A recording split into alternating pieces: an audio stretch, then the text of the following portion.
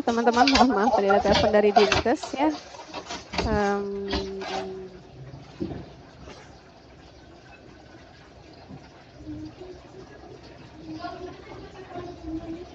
Oke, kita lanjutkan ya. Mohon maaf, ada telepon dari Dinkes. Sudah terlihat lagi share screen-nya?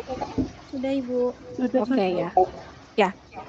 Ya, terkait dengan fase sekarang kita pelajari terkait dengan patofisiologi dari depresi ya. Jadi ada beberapa teori terkait dengan patofisiologi dari depresi ya.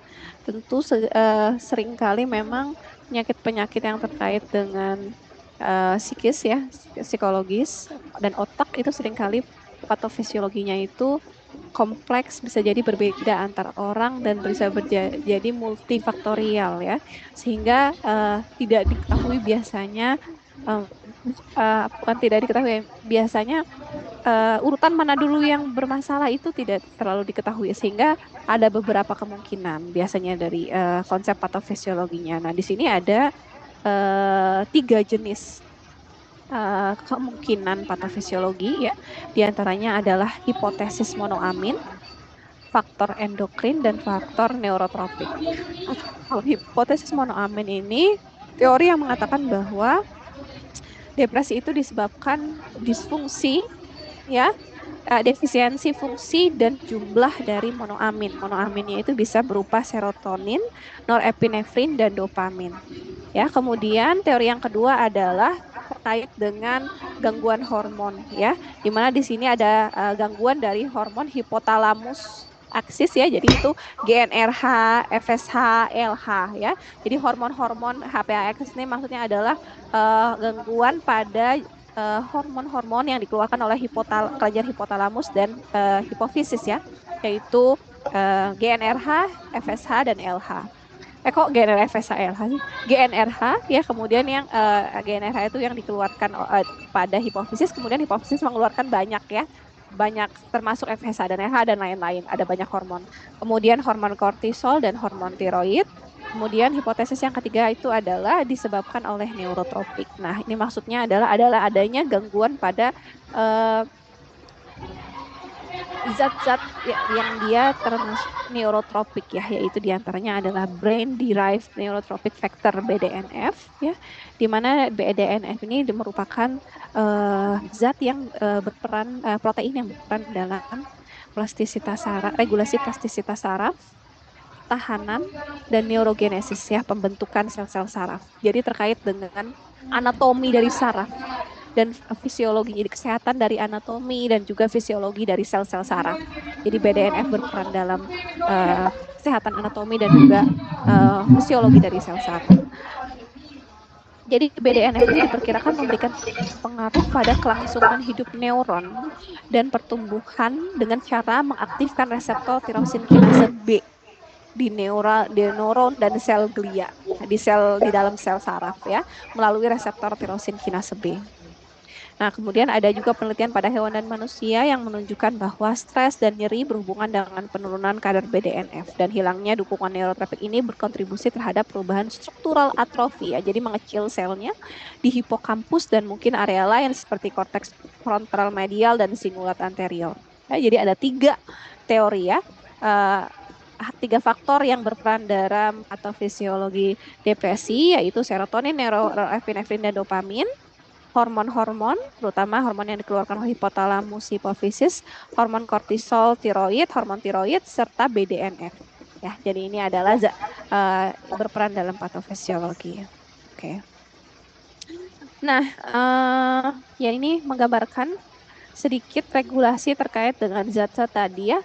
Ya, yang pertama ada monoamin tadi ya, serotonin, norepinefrin, dan dopamin. Jadi serotonin ya, norepinefrin dan dopamin.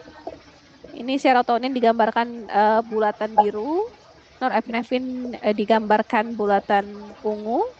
Di sini kebetulan dopamin tidak digambarkan ya. Jadi sel-sel saraf itu sel saraf memproduksi dan mengeluarkan neurotransmitter, diantaranya adalah serotonin, norepinefrin, dan dopamin. Kita juga sudah membahaskan ya di farmakologi dasar pernah, Fartox pernah ya. Neurotransmitter itu kan ada banyak ya. Nah, salah satunya, tiga diantaranya adalah serotonin, norepinefrin, dan dopamin. Dan diperkirakan tiga neurotransmitter ini yang paling berperan di dalam patofisiologi depresi. Serotonin, norepinefrin, dan dopamin. Jadi sel-sel saraf mengeluarkan serotonin, norepinefrin, dan dopamin, kemudian ke celah sinaps ya. Jadi ini sel saraf, presinaps, ini sel saraf para postsinaps. Jadi presinaps itu akan memproduksi dan mengeluarkan neurotransmitter norepinefrin, serotonin, dan dopamin.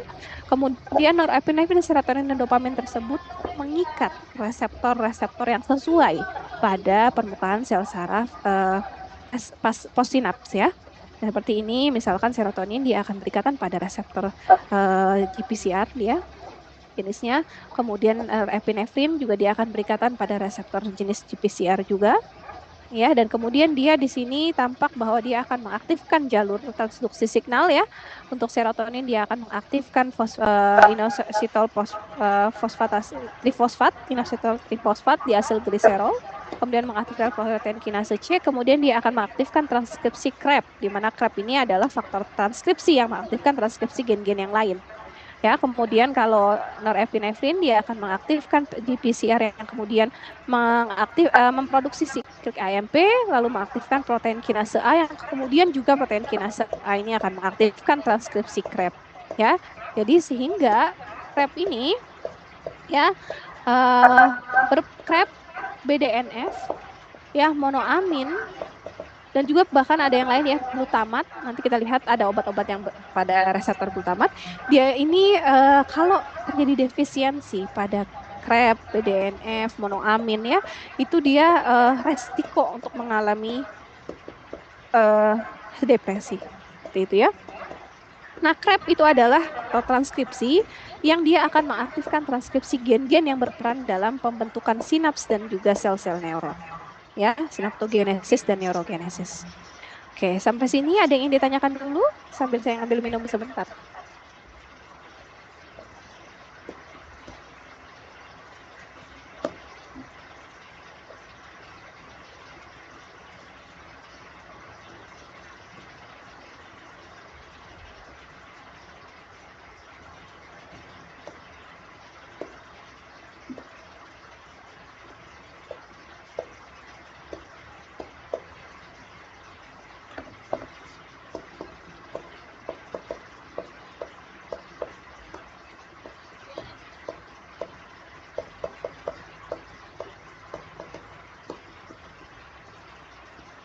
Oke, mohon maaf. Ya, ada yang ingin ditanyakan? Baik, kalau tidak ada, kita lanjutkan ya. Sekarang golongan-golongan antidepresan. Nah, golongan antidepresan yang ada sekarang, prinsip kerjanya adalah menyeimbangkan kadar neurotransmitter serotonin, norepinefrin, dan juga apa tadi? Dopamin. Kemudian ada juga nanti yang bekerja pada neurotransmitter yang berperan ini ya, diantaranya glutamat. Nanti kita lihat ada yang bekerja pada glutamat. Kemudian ada yang bekerja pada hormon melatonin ya dan sebagainya. Tetapi sebagian besar dia bekerja dalam serotonin, epinefrin ya, sebagian besar di situ. Oke, golongannya ada inhibitor reuptake serotonin selektif atau SSRI disingkat, serotonin norepinefrin reuptake inhibitor ya, SNRI. Nah, bedanya ini kalau yang atas nih serotonin doang. Yang bawah serotonin dan norepinefrin. Nah, ini ada kata-kata reuptake ya. Nah, kita balik lagi sedikit ya.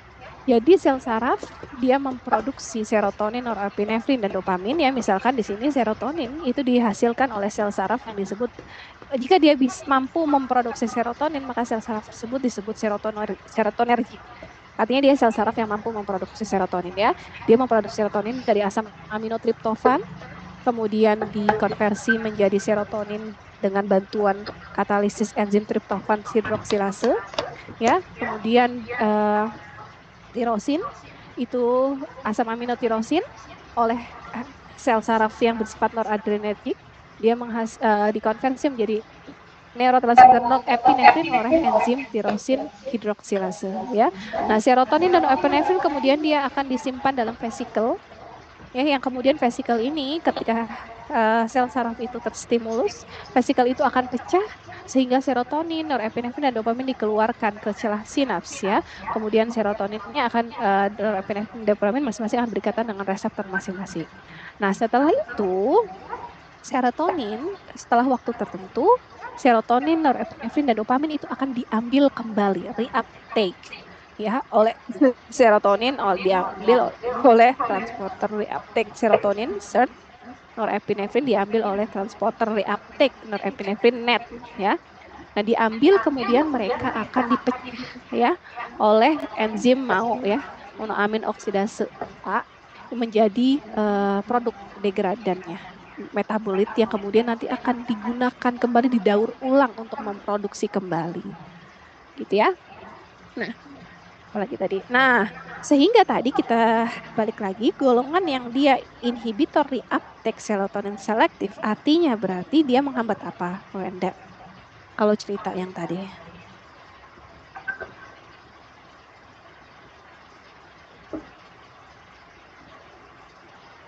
Wenda, kira-kira kalau golongan inhibitor reuptake serotonin selektif dia kerjanya ngapain? Menghambat. Ada proses apa? Menghambat apa? Serotoninnya. Iya, dihambatnya melalui apanya? Melalui enzim MAOA tadi, Bu. Bukan. Tadi cerita saya gimana setelah si serotonin dan norepinefrin dikeluarkan dari sel saraf, kemudian diapain? Selain dia berikatan sama reseptor, oke, Marsa boleh? Gimana Marsa? Gini jawab Bu, Ya, dia menghambat net sama SERT-nya itu Bu. betul sekali ya.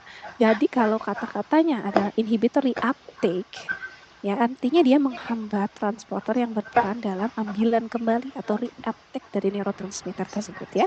Jadi neurotransmitter itu dia tidak selamanya ada di celah sinaps. Kenapa tidak selamanya? Karena kalau selamanya ada di situ dia selalu mengaktifasi reseptor. Alhasil sarafnya jadi berlebihan berstimulus.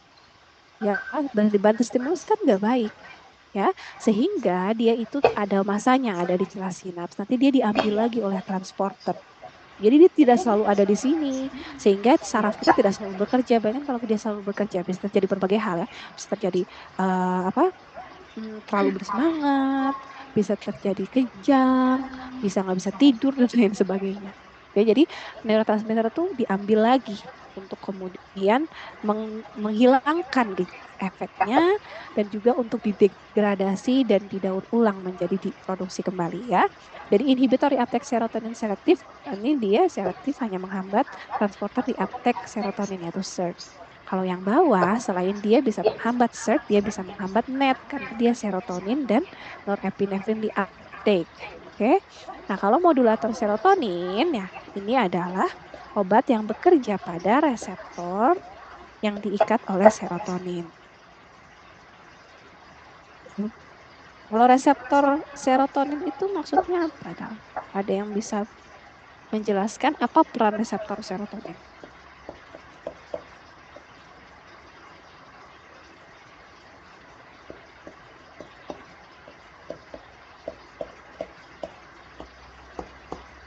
Ada yang tahu?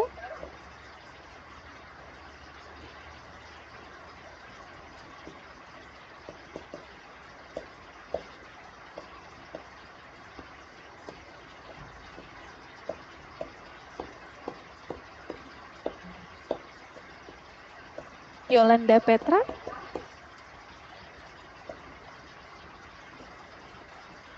Yolanda ada? Ada, Bu. Oke, lagi mana nih? Lagi balapan ya enggak? Enggak, Bu, di rumah. Oke ya, suara di luar ya. Yolanda, reseptor serotonin itu perannya apa, Yolanda? Kalau dalam cerita itu tadi, dalam cerita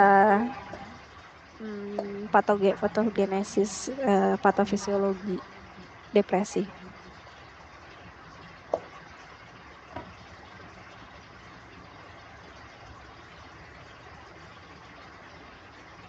Atau teman yang lain bisa bantu dalam cerita patofisiologi depresi, peran dari reseptor serotonin itu apa? Iya, silakan Karisa. Izin Ibu kalau dari Siap, penjelasan silakan. ya, dari penjelasan Ibu yang saya tangkap, dia itu mungkin perannya untuk menghambat reuptake-nya gitu, Bu. Mm-mm. Mengalihkan kembalinya. Nah, kalau itu yang tadi, itu adalah SSNRI, Selective Reuptake, nah, serotonin reuptake trans inhibitor ya. Jadi ada yang berperan nih, sel saraf. Jadi perannya adalah sel saraf mengeluarkan neurotransmitter. Neurotransmitter yang keluar serotonin misalkan diambil lagi serotoninnya ke dalam oleh transporter. Sementara kalau serotoninnya masih di sini dia akan mengikat reseptor. Ya Binar, Binar udah low hand duluan. Maksud saya mau manggil Binar. Binar, gimana Binar? Ya Binar, gimana Binar bisa apa peran reseptor serotonin? Izin masuk Bu. Sebenarnya tadi udah dijawab Karisa, tapi mungkin mau nambahin yang Karisa tadi reuptake. Iya, tadi Karisa salah. eh Tadi kalau kan saya nanya ini nih sebenarnya ya, kalau dua golongan ini dia menghambat apa? Tadi udah disebut sama Marsha kalau nggak salah. Marsha bilang mereka dua golongan ini menghambat transporter reuptake, yaitu SERT dan NET.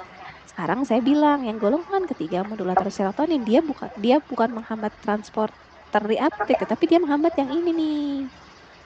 Ya, dia menghambat reseptor serotonin. Jadi jangan kebalik ya. Dua golongan yang atas tadi menghambatnya SERT dan NERD. Itu perannya adalah mengambil kembali serotonin sehingga menghentikan kerja serotonin. Nah, kalau yang obat yang bekerja pada reseptor serotonin beda di sini dia kerjanya. Kalau yang tadi kerjanya di sini. Nah, Binar.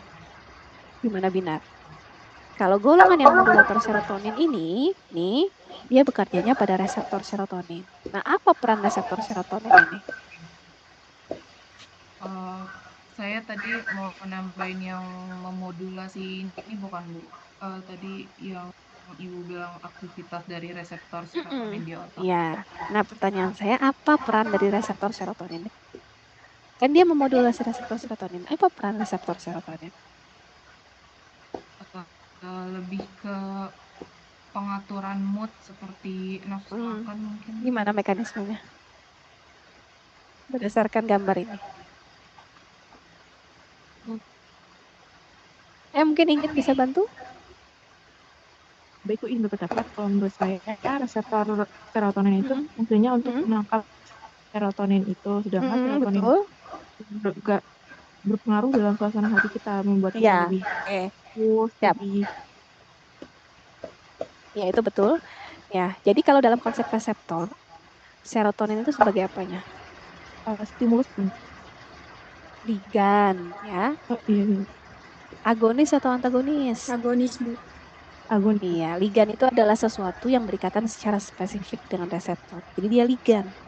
Efeknya adalah agonis. Nah, setelah si serotonin berikan reseptor serotonin, apa yang terjadi kalau dari gambar ini? Iya, kebetulan adalah jenis reseptor GPCR. Kalian pernah belajar ya. Reseptor GPCR yang aktif, jadi dia adalah jenis reseptor GPCR. Setelah dia berikatan dengan ligannya serotonin, dia akan aktif reseptor GPCR dia ini, karena dia jenisnya adalah reseptor GPCR, maka dia akan protein G-nya akan lepas salah satunya, kemudian mengaktifkan enzim fosfolipase C. Kemudian enzim fosfolipase C-nya akan memproduksi IP3, inositol trifosfat dan diasilgliserol. Kemudian mereka akan mengaktifkan protein kinase C, lalu mereka akan mengaktifkan CREB. CREB kemudian dia akan menjadi CREB itu adalah faktor transkripsi. Dia kemudian akan mengaktifkan transkripsi gen-gen yang berperan dalam sinaptogenesis dan neurogenesis. Ya, jadi serotonin contohnya termasuk juga norepinefrin, dia ini berperan dalam pembentukan sinaps, ya, sambungan saraf dan juga berperan dalam pembentukan sel-sel saraf, sinaptogenesis dan neurogenesis. Jadi kalau depresi itu salah satu patofisiologinya adalah struktur dari sinapsnya itu dia kurang baik. Ya, jadi ada masalah pada sinaptogenesis dan neurogenesisnya. Sehingga apa bedanya transporter sama reseptor? Transporter itu dia mengambil kembali serotonin, norepinefrin supaya nggak lama-lama berefek.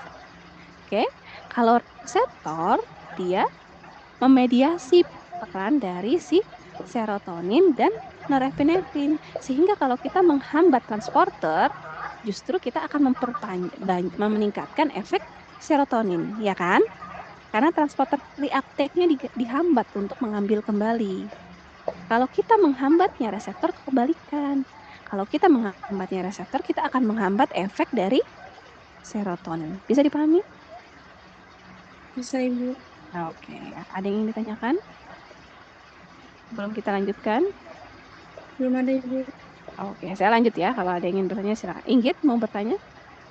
Iya Bu, izin bertanya Ibu. Tadi kata Ibu itu kalau misalnya orang depresi itu tadi sinapsnya kurang baik ya Bu ya? Sambungan sarafnya nih. Bisa normal lagi enggak Bu?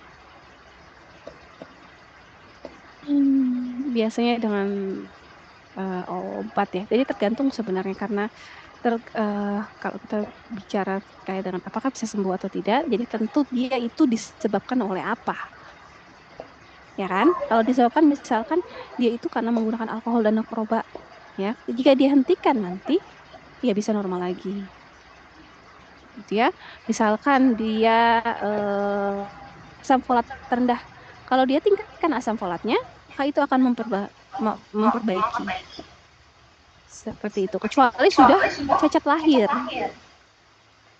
ya, yang dia tidak memang dari awal sel sarafnya tidak terbentuk dengan baik, maka ya itu nggak bisa. Jadi tergantung ya, ada yang dia sifatnya adalah bisa diperbaiki, ada yang tidak, tergantung penyebabnya. Oke? Ya. Oke, bagus pertanyaannya. Baik, kita lanjutkan kembali ya, kita balik lagi ke golongan antidepresan tadi. Ya, jadi kalau yang dua golongan pertama dia bekerja pada transporter, maka dia menghambat transporter yang mengambil kembali reuptake serotonin dan norepinefrin. Efeknya adalah memperpanjang efek dari serotonin dan norepinefrin. Oke, kalau yang golongan pertama dia khusus serotonin, yang kedua dia serotonin dan norepinefrin. Kalau ketiga modulator serotonin dia bekerja pada reseptor yang memediasi efek dari serotonin. Oke, pada reseptornya. Kalau yang pertama dan kedua pada transporter reuptake.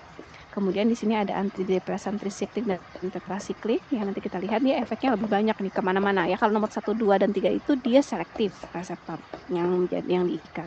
Kalau antidepresan trisiklik ini dia kurang selektif. Antidepresan atipikal juga kurang selektif. Monoamin oksidase dia menghambat ini.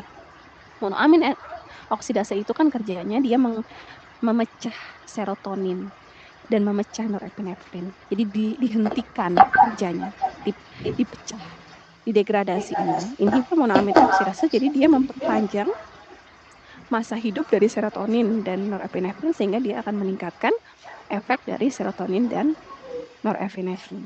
Ya, jadi namanya saja, harapannya kalian dari namanya saja bisa tahu ini apa kerjanya, sehingga dapat mengurangi beban kalian dalam menghafal. Ya kan, langsung kalian tahu nih mekanisme kerjanya apa. Tuh, ada yang ingin ditanyakan? Tidak ada, oke. Ya, selanjutnya, iya Marsa silakan. Maaf Bu, izin bertanya, boleh gambar sebelumnya nggak Bu? Oke, sini. Nah ini kan ada serotonin sama pokoknya kan nanti serotonin itu norepinefrin berikatan dengan reseptornya Bu. Nah dia kan nanti jadi itu ya Bu, yang alfa, beta sama gamma. Nah itu pas dia apa? Dia apa?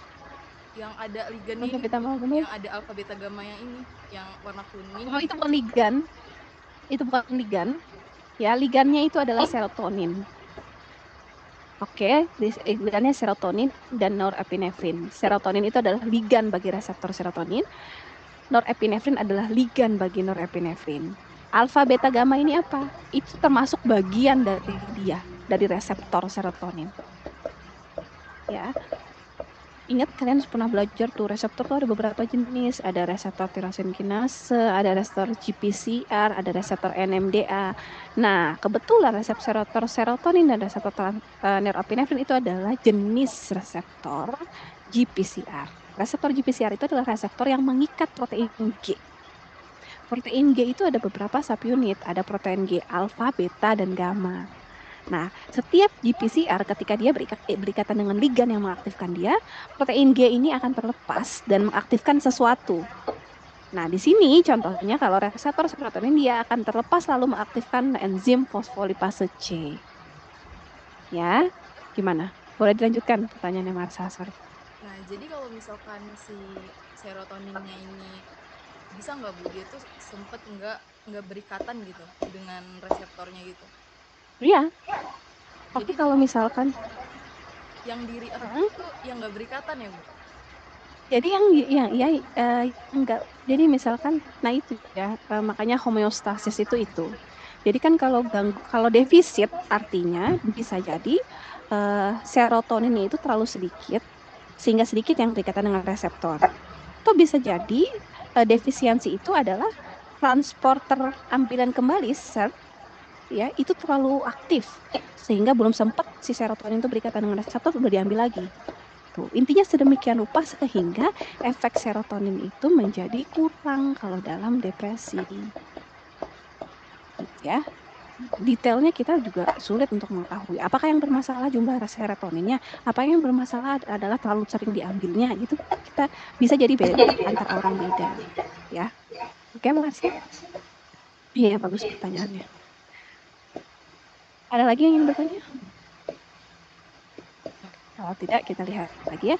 Jadi kalau yang golongan inhibitor reuptake selektif serotonin ini kita sudah sedikit membahas bahwa serotonin yang dilepaskan oleh saraf serotonergik ya dia akan dia harus berikatan dengan reseptor serotonin ya 5-HT reseptor.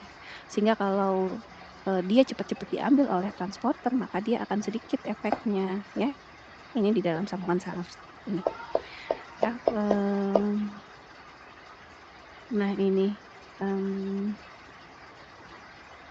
ya 5-HT dia harus berikatan dengan reseptor serotonin ya. Ini ada reseptor serotonin ada 3A, reseptor serotonin 2, reseptor serotonin 1. Nah ini dia bisa diambil kembali oleh salah satunya nama reseptornya itu selain tadi SERT ya bisa juga SLC6A4. Ini kan tadi SERT ya, ini bisa juga SLC6A transporter uptake-nya. Nah, SSRI ini menghambat transporter serotonin SLC6A4. Ya.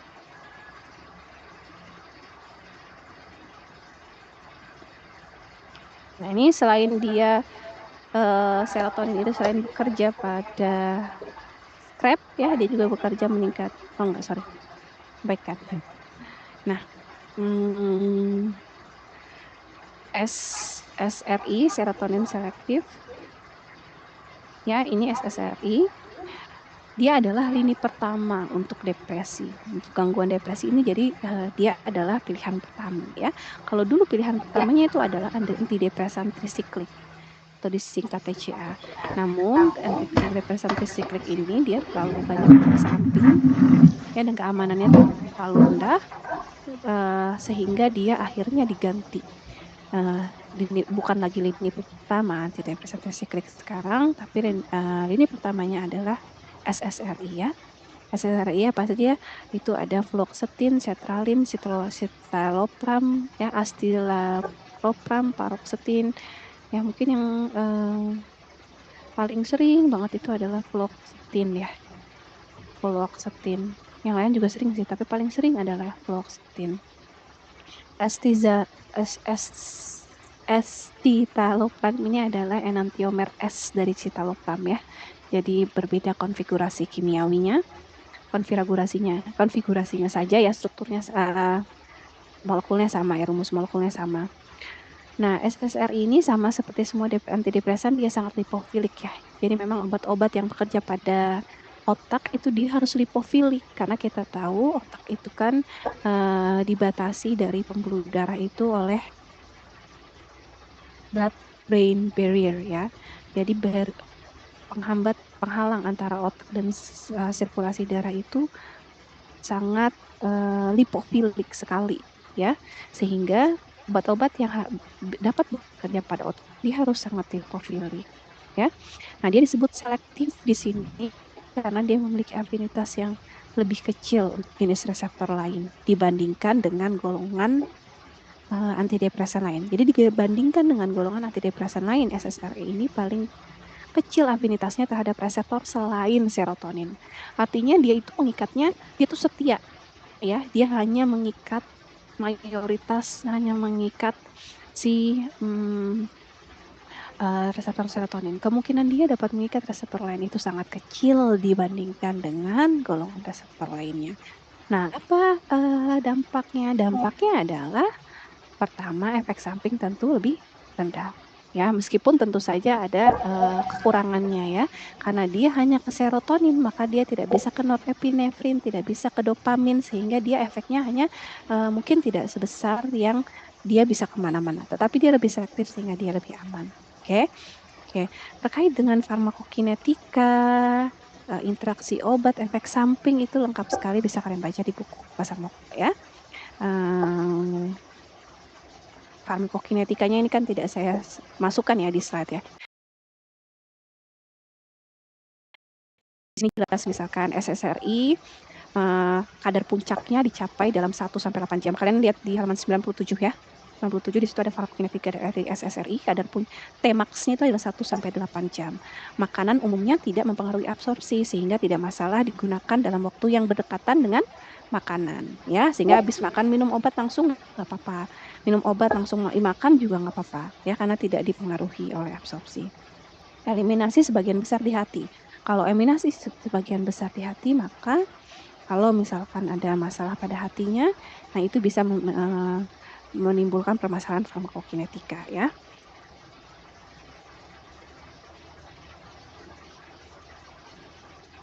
Nah, metabolit dari SSRI ini dia kebanyakan adalah metabolit aktif, sehingga hasil metabolismenya, produk hasil metabolisme itu juga bisa berperan menimbulkan efek farmakodinamika ya.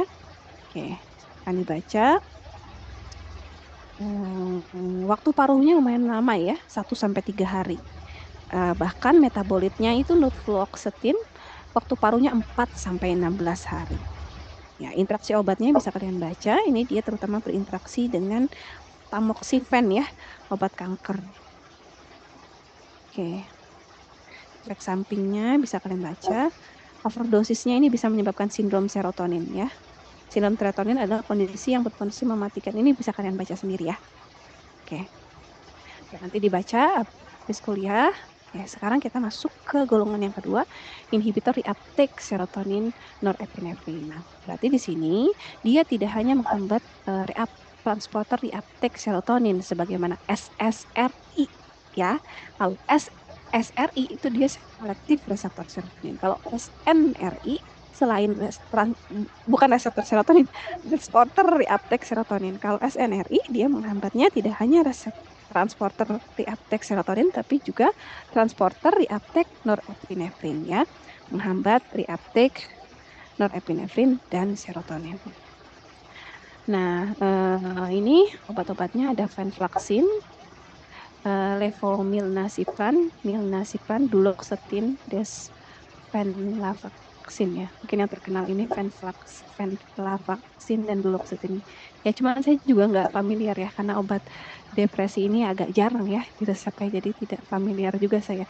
Ya mungkin ini perkiraan doang sih venlafaxine dan duloxetine ya. Kalau obat-obat lainnya mungkin saya bisa bisa familiar gitu yang sering diresepkan yang mana. Cuman kalau depresan ini saya belum familiar yang sering diresepkan yang mana.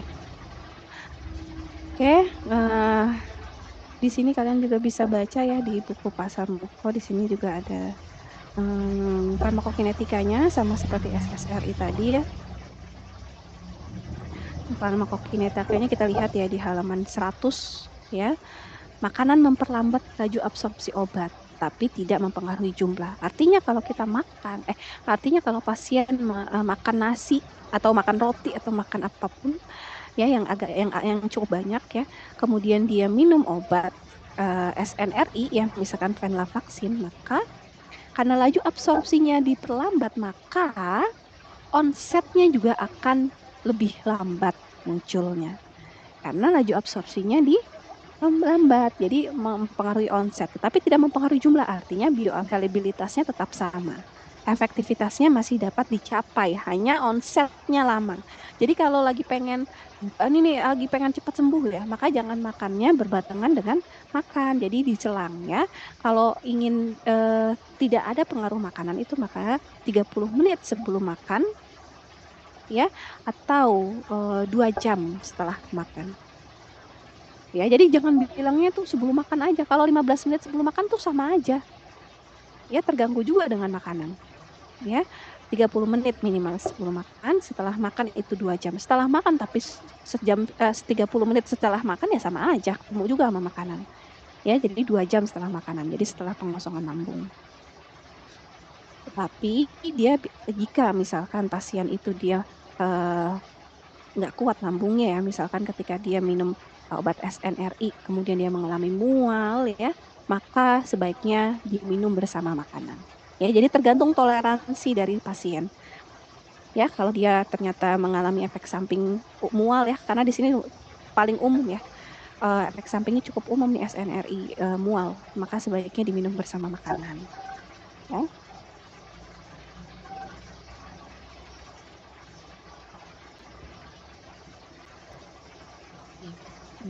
Ini ada interaksi obatnya ya, yaitu dia mempengaruhi enzim CYP 2D6. Oke. SNRI tidak dapat diberikan kepada orang yang baru saja mengkonsumsi inhibitor inhibitor enzim monoamin oksidase, karena dapat menimbulkan interaksi obat yaitu sindrom serotonin dan krisis hipertensi, sehingga pasien harus menunggu 2 minggu sebelum beralih dari SNRI ke MAOI. Ya, itu penting ya. Jadi kalian kalau kalau di rumah sakit nanti kemudian menemukan pasien itu beralih dari SNRI ke MAOI dalam waktu yang dekat, itu sebaiknya disarankan kepada dokter untuk memberikan JAD minimal 2 minggu. Oke, di halaman 100. Ya, sampai sini ada yang ingin ditanya?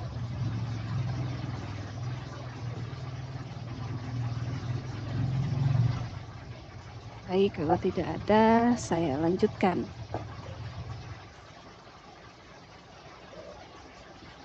Sementara.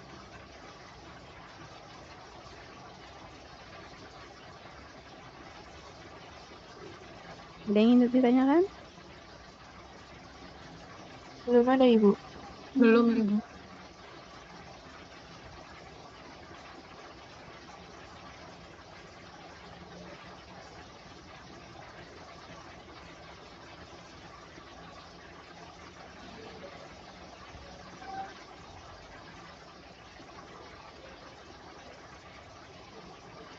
Oke, sekarang kita lanjut ya, modulator serotonin. Nah, ya, kalau tadi ingetin ya nih, kalau yang SSRI itu obatnya fluoxetine, sertralin, citalopram, estilazepam. Jadi hafalin aja lah ya. Soalnya di ujian ini banyak nama-namanya masuk.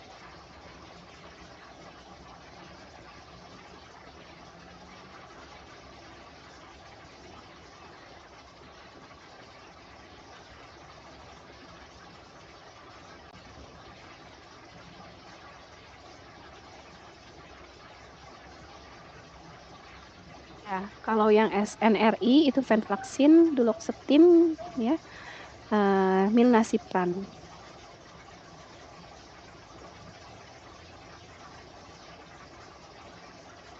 Kemudian kita masuk ke modulator serotonin ya. Nah, modulator serotonin ini ada nefazodon, trazodon, flozodon, vortioxetine. Nah, ini pokoknya don ingetin ya. Jadi kalian ingetin kalau yang modulator serotonin itu yang belakangnya zodon. Vortioxetine nggak usah lah, nggak apa-apa ya, nggak ada di ujian yang vortioxetine. Jadi ingetin yang belakangnya zodon.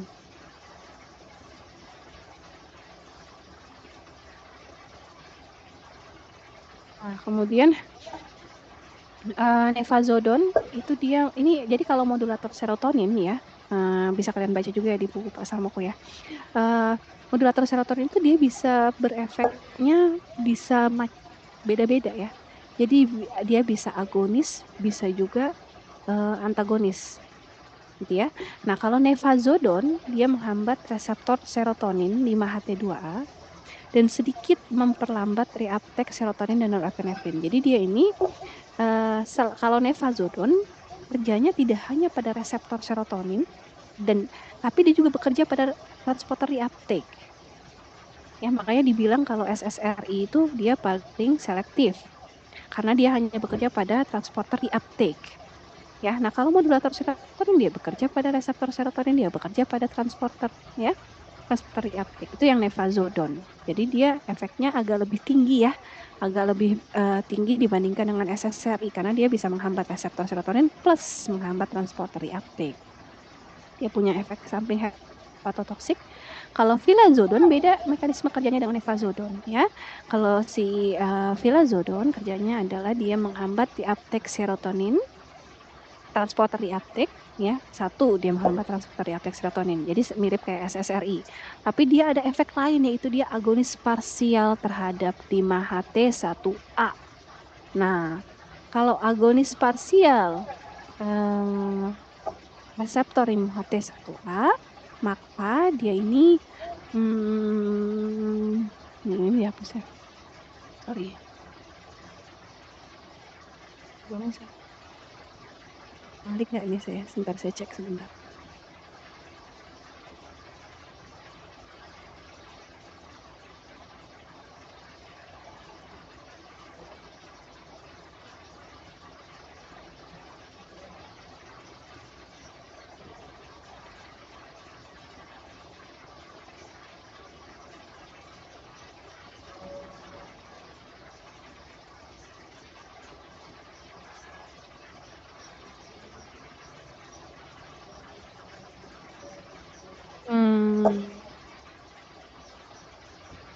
Oke, sorry, ini saya.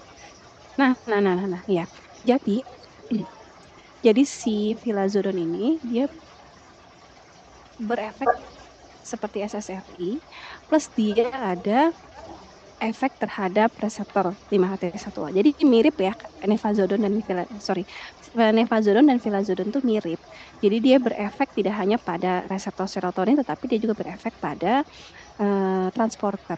Nah, maka memang pada awalnya modulator serotonin ini digunakan dengan kombinasi dengan SSRI. Tujuannya adalah untuk mencegah umpan balik negatif akibat SSRI.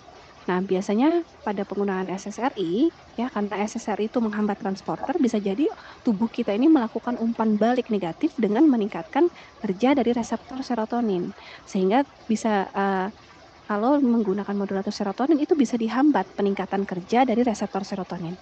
Ya, jadi kalau SSRI saja dia akan menghambat proses reuptake, ya. SSRI saja bisa menghambat proses reuptake ini ya. Tetapi tubuh kita bisa merespon dengan cara meningkatkan kerja reseptor, sehingga yang transporter reuptake ini dihambat, tetapi reseptor dilamain kerjanya. Dilamain kerjanya ya, dihambat kerjanya. Ini dihambat kerjanya ya. Jadi bisa umpan balik negatif dari tubuh itu dia berespon terhadap kerja SSRI, dia menghambat kerja ini. Nah, untuk mencegah efek penghambatan reseptor 5-HT sebagai respon tubuh kita, respon umpan balik negatif kita terhadap SSRI, maka dikombinasikanlah dengan modulator serotonin, di mana modulator serotonin ini dia agonis terhadap 5-HT1, ya, sehingga mencegah umpan balik negatif akibat SSRI. Bisa dipahami nggak tuh? Kayaknya agak susah ya dipahami ya. Saya ulang ya. Jadi modulator serotonin itu biasanya dikombinasikan dengan SSRI untuk mencegah tubuh kita memberikan respon umpan balik negatif akibat SSRI. Karena pada penggunaan SSRI di mana terjadi penghambatan inhibitor reuptake, biasanya tubuh kita mengatasi dengan menghambat kerja reseptor serotonin. Nah, di sini kita tingkatkan kerja reseptor serotoninnya sehingga tidak terjadi umpan balik negatif tersebut, ya. Nah, kembali lagi untuk farmakokinetika, kalian di sini ada ya. Oh ya, di sini sedikit ada ya farmakokinetikanya, bisa kalian baca efek sampingnya juga. Oke, kita sekarang silakan Dava ya. Bu, saya masih bingung Bu, cara kerja 5-HT1A sama cara kerja 5-HT2 itu gimana ya Bu? Iya, jadi 5-HT2A, 5-HT1A itu adalah jenis-jenis jadi reseptor serotonin. Nah, ini balik lagi reseptor serotonin tadi perannya apa di sini?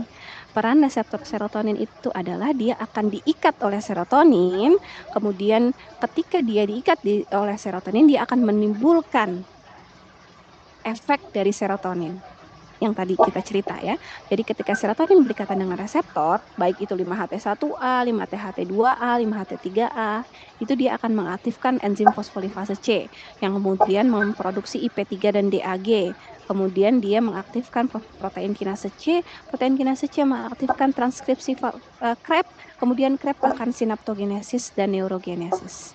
Jadi reseptor serotonin perannya adalah memediasi efek serotonin dalam pembentukan sinaps dan pembentukan neuron sehingga dapat mencegah depresi. Bayang nggak, Dava? Jadi ketika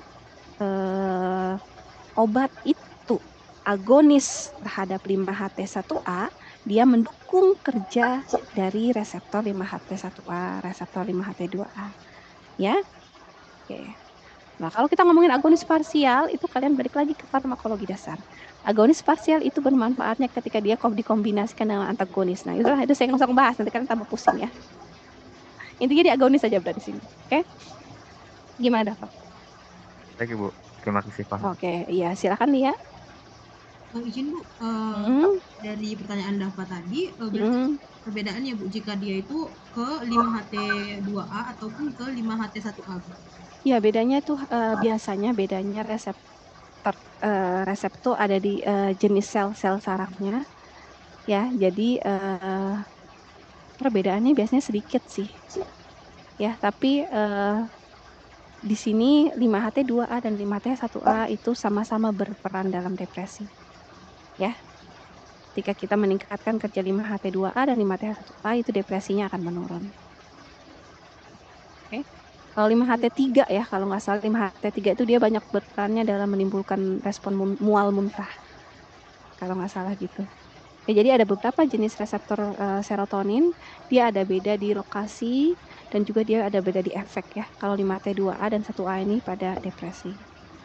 Ya, mungkin saya nggak terlalu lengkap ya saya menjawabnya ya. Baik, terima kasih banyak Ibu. Oke, sama. Ya, sekarang antidepresan atipikal ya.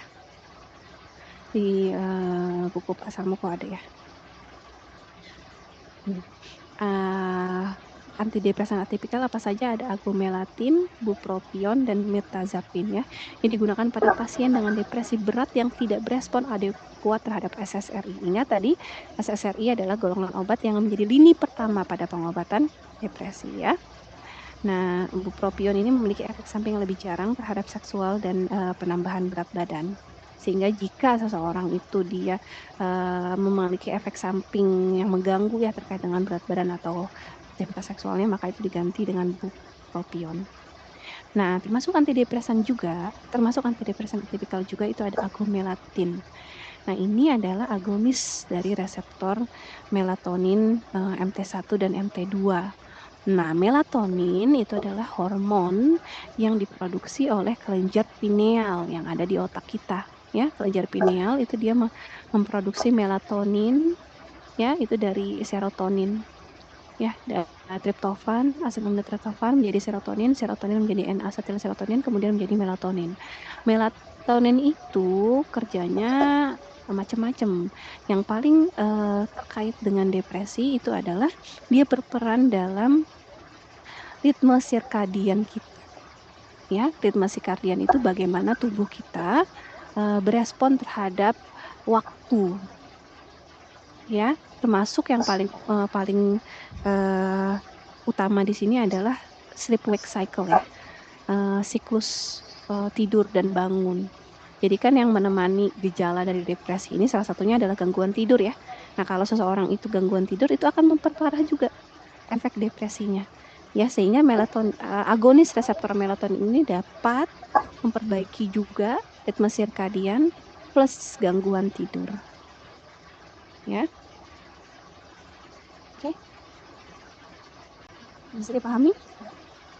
Oke. Lanjut ya. Itu tadi antidepresan trisiklik. Antidepresan apa tadi atipikal ya. Kemudian antidepresan trisiklik dan tetrasiklik ya. Kalau trisiklik berarti 3 sikliknya, kalau tetrasiklik sikliknya ada 4.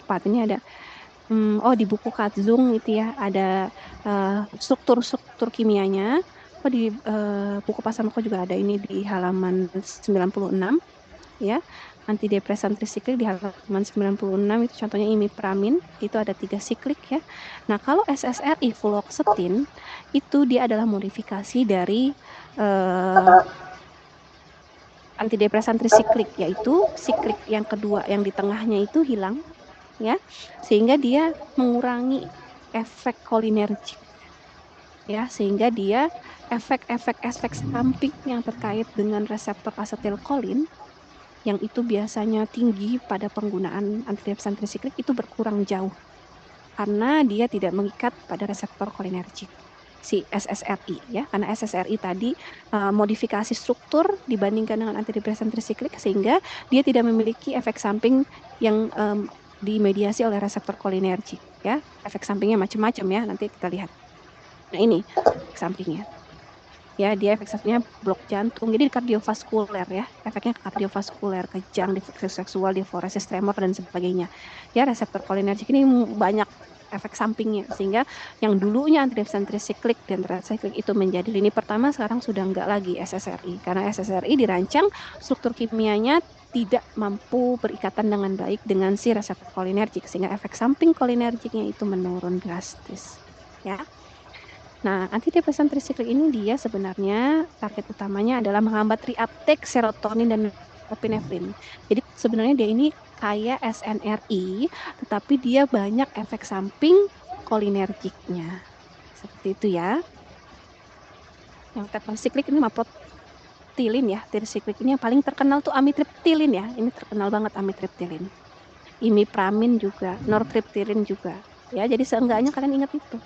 Amitriptilin, imipramin, nortriptilin. Ya.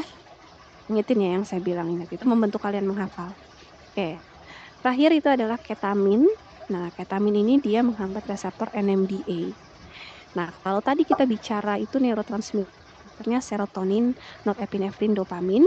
Nah, kalau ini neurotransmitternya beda. Neurotransmitter ini adalah glutamat.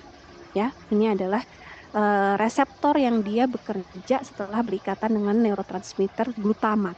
Kalau yang tadi itu kan terkait dengan neurotransmitter serotonin, dopamin, norepinefrin. Kalau ini reseptornya reseptor yang ligannya adalah neurotransmitter glutamat ya. Jadi ini adalah reseptor yang setelah dia berikatan dengan reseptor glutamat dia akan terbuka dan dia jadi ini reseptor NMDA dia akan berikatan dengan glutamat ya, neurotransmitter yang dikeluarkan oleh saraf, sel saraf presinaps. Kemudian reseptor yang sudah berikat reseptor NMDA yang sudah berikatan dengan ligan glutamat ini dia akan terbuka dan dia akan memasukkan memediasi masuknya ion kalsium terutama. Ya, ion kalsium ini setelah masuk dia akan mengaktifkan enzim EF2 kinase. Kemudian dia akan mengfosforilasi EF2. EF2 ini akan meningkatkan BDNF. Sorry. Iya. Gimana sih? Oh ya, sorry. Nah, kebalik saya kayaknya.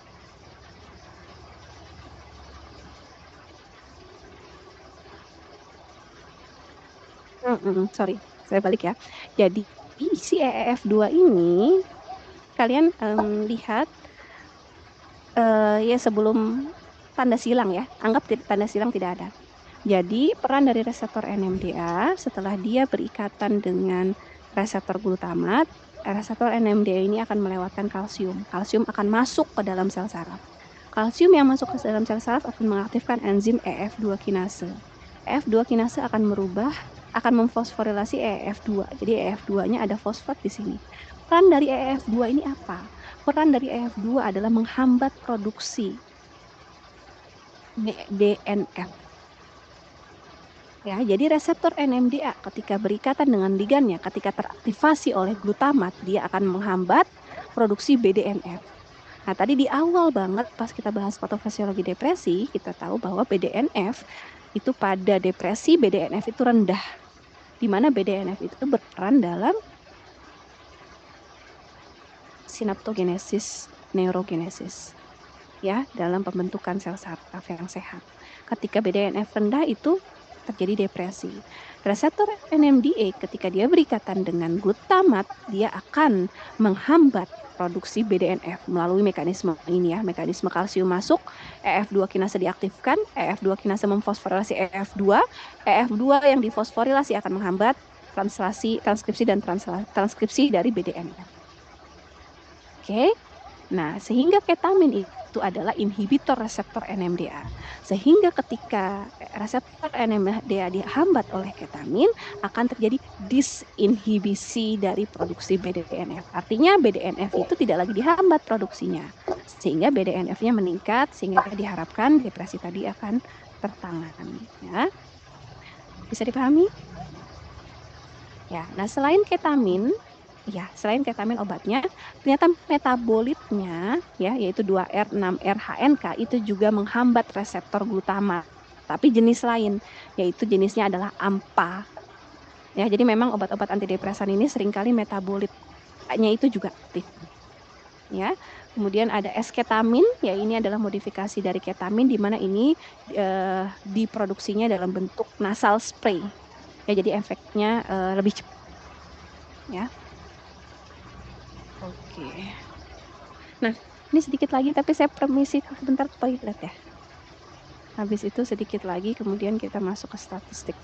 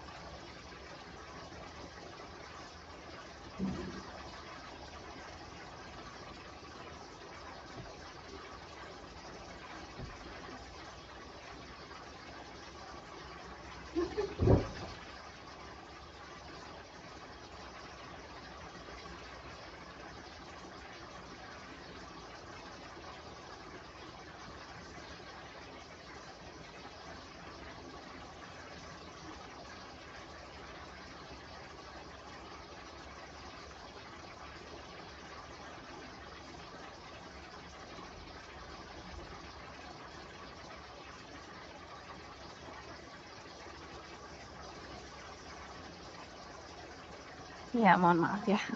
Saya sampai sakit pinggang, nahan pipis, nahan minum dari tadi. Astagfirullahaladzim.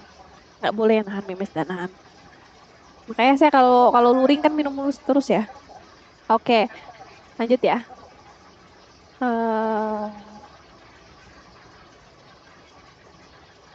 jadi tadi esketamin ya dia eh, bentuknya nasal spray. Oke, itu tadi kita sudah di buku Pak Sarmoko bagian vitamin ini ada em, oh ya, ya nanti kalian baca ya. Ini ada tambahan terkait dengan studi klinis ya, studi klinis bahwa ketamin IV dapat meningkatkan tingkat respon dan remisi hingga 1 minggu, tapi terkait dengan peningkatan resiko kebingungan pada orang dewasa. Jadi ada efek samping ya, di pas sama bisa dibaca bahwa ketamin ada efek sampingnya resiko kebingungan. Kemudian esketamin intranasal dapat mengurangi gejala depresi pada orang dewasa dengan depresi yang resisten terhadap pengobatan. Oke. Nah, sekarang terakhir ya. Nah, ini banyak nih yang keluar di ujian ya. Di yang slide yang 3 ini terakhir dan ini hafalan banget nih ya. Nah, saya kasih bocoran ya. Jadi penggunaan klinis antidepresan ya, selain dari gangguan depresi yang kita pelajari sekarang, itu juga bisa digunakan untuk gangguan kecemasan. Kemudian ada gangguan kecemasan yang terkait dengan OCD, Obsessive Compulsive Disorder. Itu yang digunakan adalah fluvoxamine dan sertralin. Oke, yang pada bulimia, fluoxetine, nah saya sarankan kalian untuk menghafal semua yang saya tulis di sini. Ya, dari yang ada di sini itu ada yang masuk. Oke, sekalian tuh. Apa namanya? Kisi-kisi ya. Jadi selain digunakan untuk depresi, juga digunakan untuk kecemasan, OCD, bulimia, ya, gangguan yang anoreksia, bulimia ya selalu ingin memuntahkan makanan ya. Kalau nggak salah, kembali nggak tuh anoreksia sama bulimia. Kalau nggak salah selalu ingin memuntahkan makanan. Enuresis nocturnal ya, ngompol pada malam hari lebih dari 6 tahun. Kalau kurang dari 6 tahun kenapa Bu? Ya karena memang belum ini ya, karena belum biasa, bisa jadi bukan karena gangguan psikologis. Berhenti merokok, tapi berhenti merokok juga bisa menggunakan antidepresan, nyeri kronis, Parkinson, gejala vasomotor terkait menopause, dan penggunaan lainnya, ADHD, ejakulasi dini, ya. Oke, jadi hafalin yang tadi. Nah ini juga harus dihafalin. Ya kalau tadi banyak kan pemahaman, kalau ini banyak ya. Efek samping nih, efek sampingnya ada banyak ya di sini ya, kalian baca ya, lebih lengkapnya di buku Asamko. Efek samping antidepresan ya, diantaranya ada resiko bunuh diri. Ya,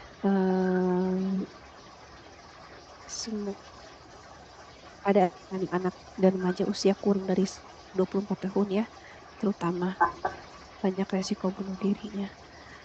Kemudian ini ada pada SSRI dan SNRI ya, itu ada reaksi efek sampingnya. Kalau SSRI dan SNRI memang cenderung ringan ya. Buka di buku pasal 105, halaman 105. Efek samping SSRI dan SNRI ini cenderung ringan ya dibandingkan yang lainnya. Ya mual, muntah, diare, agitasi, insomnia, efek seksual, sindrom serotonin, DET bagian atas. Namun ada SSRI yang dia sepertinya ini SNRI ya, saya juga.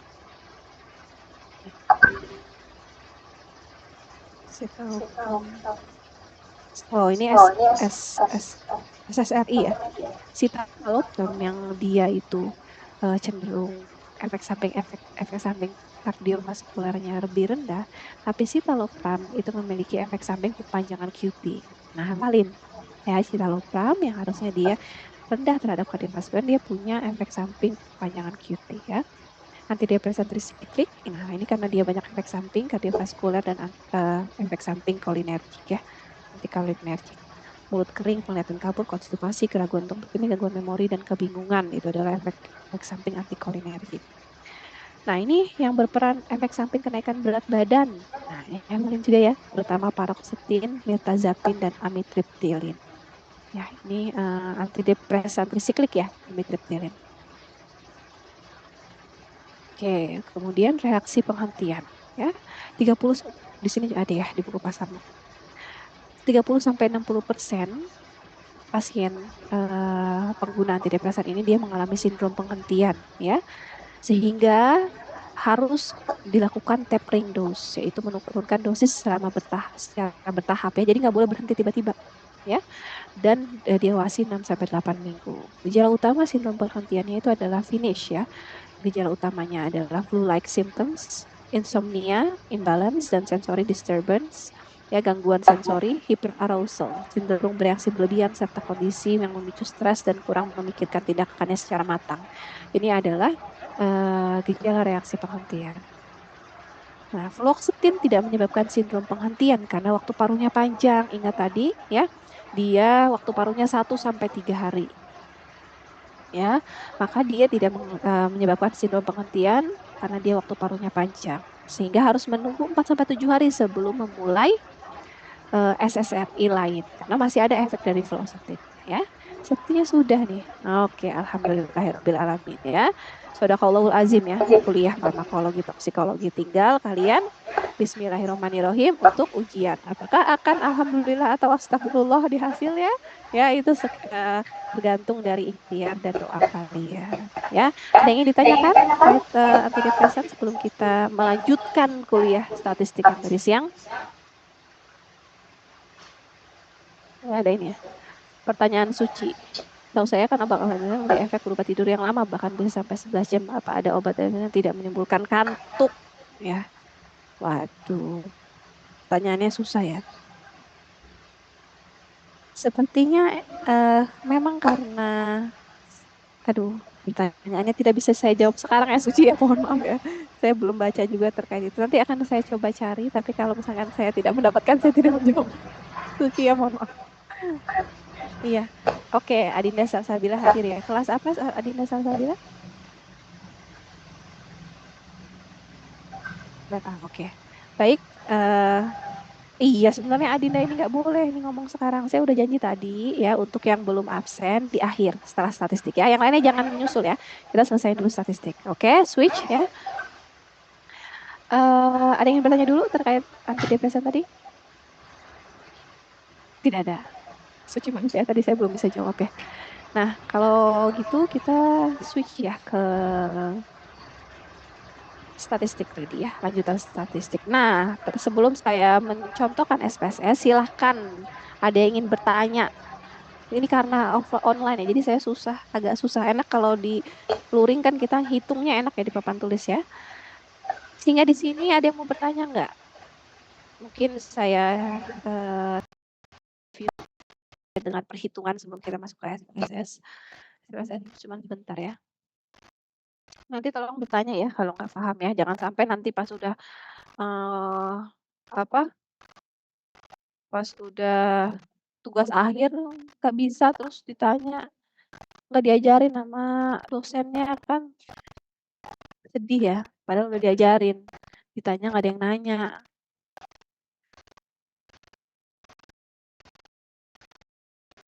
Gimana tadi ya? Oh ini dia.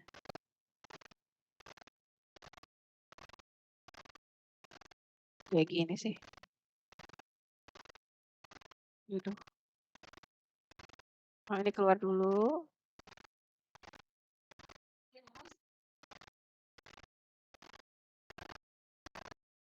Terus sholat asar lagi ya.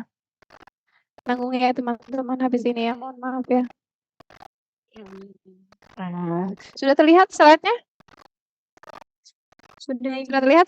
Sudah, oke ya. Ini saya review sedikit tentang perhitungan karena ini pasti akan keluar ya di ujian. Kalian harus bisa menghitung secara manual ya. Oke, nanti kalian akan mendapatkan data seperti contohnya data ini, bukan, data ini ya misalkan ya, ada kelompok perlakuan penelitian, kemudian ada nilai-nilai ya. Pastikan kalian menghitung nih ya, N-nya berapa. N itu adalah jumlah sampel dalam setiap kelompok ya. Di low kalori ini ada 1, 2, 3, 4, 5. Low fat, makanya ini 5. Low fat 1, 2, 3, 4, 5. Makanya ini 5. Lalu kalian menghitung grup min. Grup min itu bagaimana ngitungnya? 8 ditambah 9 ditambah 6 tambah 7 tambah 3 dibagi 5. Dapatlah 6,6. 2 ditambah 4 tambah 3 tambah 5 tambah 1 dapatlah dibagi 5. dapatlah 3,0. Begitu seterusnya ya, grup min, rata-rata kelompok. Setelah kalian menghitung rata-rata kelompok, ya,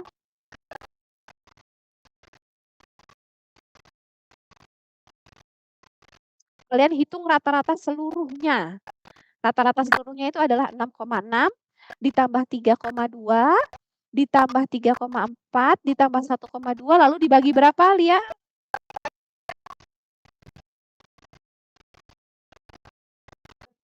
Dibagi berapa? Bagi 4, Ibu. Gitu, ya saya tulis di sini ya, biar kalian nggak lupa. Oke, ini hitung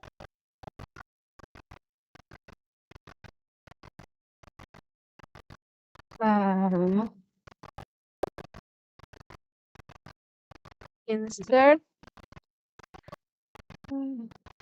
rata-rata seluruhan. Ya, kalian hitung ini 6,6 ditambah 3,0 tambah 3,4 ditambah 1,2 tambah 1,2 dibagi 4. Dapatlah di sini 3,6. Oke, ya kalian hitung itu. Oke, ya kalian hitung.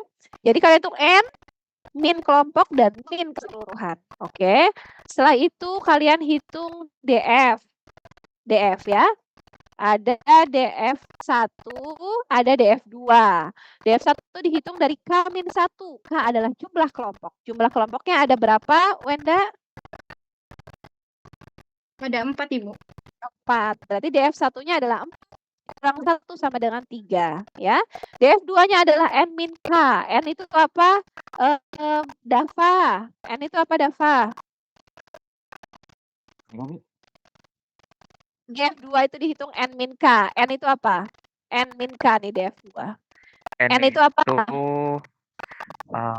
Jumlah orangnya enggak sih? Jumlah total sampel dari sebuah kelompok ya. Kelompok kalori rendah ada 5, kelompok kalori rendah ada 5, lemak rendah ada 5, low karbohidrat ada 5, kontrol ada 5. 5 tambah 5 tambah 5 tambah 5 sama dengan 20. Sehingga DF2 N-K 20 min 4, 16 ya. Jadi urutannya setelah kalian mendapat jumlah N, grup min, DF1, DF2, juga rata-rata keseluruhan, kalian hitung SSB dan SS. Apa Inggit? SSB dan SS? SSB bukan, Ibu? Betul ya, alhamdulillah. SSB ngitungnya gimana? SSB sedikit ngitungnya. SSB ngitungnya adalah N ya, 5 dikali rata-rata kelompok dikurang rata-rata keseluruhan. 5 dikali 6,6 dikurang 3,6. Ditambah 5 dikali kelompok selanjutnya nih. 3 dikurang 6,6 dikuadratin. 5 ditambah 5 dikali 3,4 dikurang 3,6 dikuadratin. Ya, 5 dikali 1,2 dikurang 3,6 dikuadratin. Ya, ingat ini ya, rumusnya kan begini nih. Aduh, mana ya? Aduh, kenapa ada efek-efek kayak gini jadi lama banget. Nah, ini ya. Ingat ini dikuadratin dulu ya, baru dikalikan. Oke. Ya, coba nanti kalian hitung sendiri ya di kalkulator ya. Sama enggak dengan yang tertulis di slide? Aduh, lama banget udah. Jadi dikuadratin dulu, baru dikali 5 ya. Ya, 6,6 dikurang 3,6, 2,4. Aduh, ada kalkulator nggak? Coba hitung. Bener nggak? Dikuadratin dulu baru dikali. Yuk, bareng-bareng. Karena ini ujian ini, mau ujian. Dia, Bu, ada kalkulator? Ada, oke, kita coba ya. 6 dikurang 3,6 berapa, Lia? Bentar ya, Bu.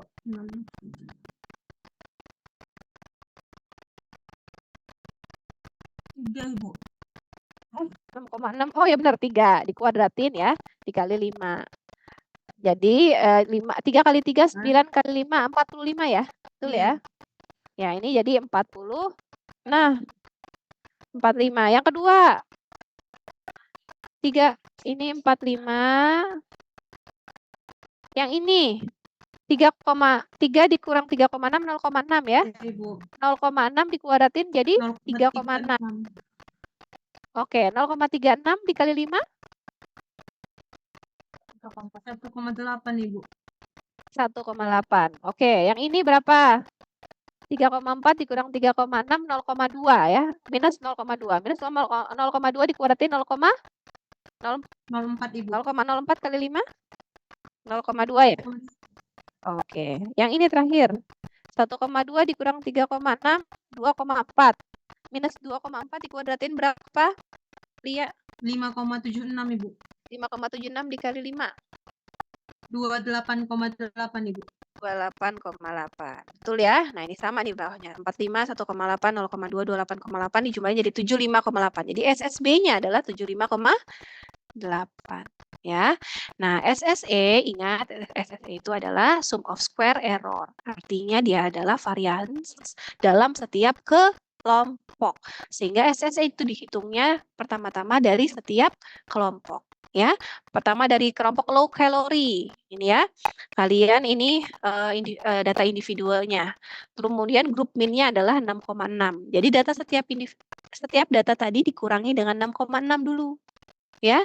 8 dikurang 6,6 sama dengan 1,4. 9 dikurang 6,6 sama dengan 2,4. 6 dikurang 6,6 minus 0,6 dan seterusnya.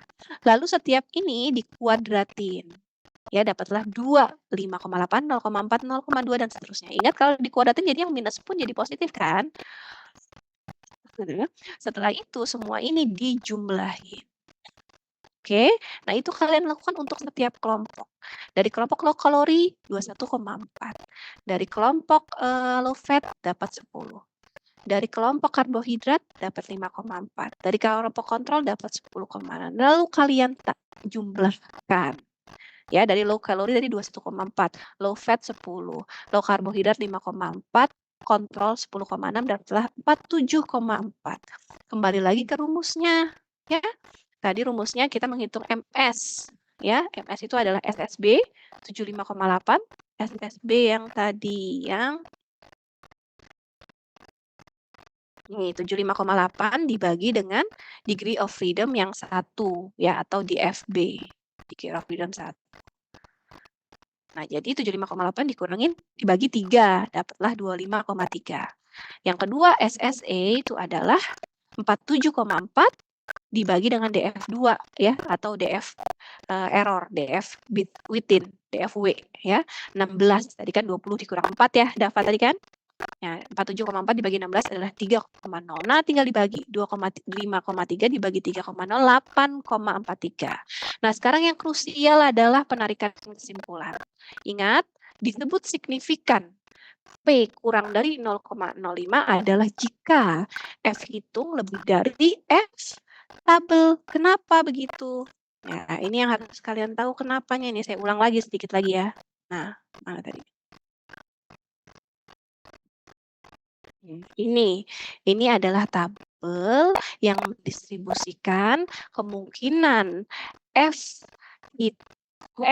hitung itu berasal dari populasi yang sama. Nah, hanya yang diarsir merah ini adalah kemungkinan. Yang diarsir merah ya ini adalah ketika nilai F-nya memiliki hanya 5% kemungkinan. 0,05 dikali 100, 5% kemungkinan untuk berasal dari populasi yang sama. Sehingga jika F hitung ini, nah ini contohnya adalah ketika DF13 dan DF230 ya. Ketika DF13 dan DF230, F tabelnya adalah 2,92. Maka ketika F hitung lebih dari 2,92, maka kemungkinan dia untuk berasal dari populasi yang sama adalah kurang dari 5%. Artinya, hipotesis 0 ditolak.